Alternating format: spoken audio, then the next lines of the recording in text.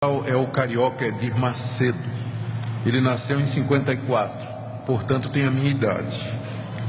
O pai dele era comerciante e 61, pode parar de fazer a conta. Então, o pai dele era comerciante,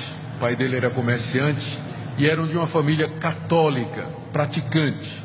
Em algum momento na sua adolescência, Macedo se torna evangélico e vai frequentar uma igreja chamada Igreja Nova Vida, do bispo Macalister, que era uma igreja pentecostal no Rio de Janeiro. Aos 21 anos, ele sai da Igreja Nova Vida e é consagrado pastor na Casa da Bênção.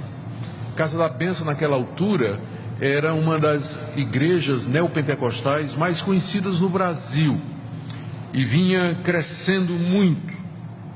E ele é consagrado pastor ali aos 21 anos de idade.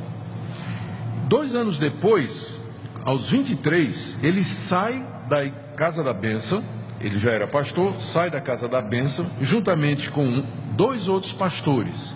Um chamado Carlos Rodrigues, que ninguém mais sabe nada sobre ele, e outro chamado R.R. Soares. Então, eles saem da Casa da Bênção e fundam a Igreja Universal, em 1977. 3 anos depois, ele briga com R.R. Soares. E R.R. Soares sai da Igreja Universal e funda a Igreja Internacional da Graça, que é conhecida também hoje, e a origem é neopentecostal, né? Ele, junto com Edir Macedo, saíram da Casa da Bênção, fundaram a Universal, depois se separaram.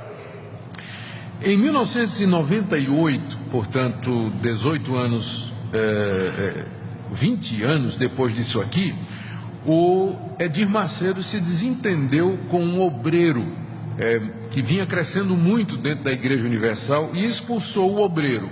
O nome dele era Valdomiro Santiago, que sai e funda a Igreja Mundial do Poder de Deus.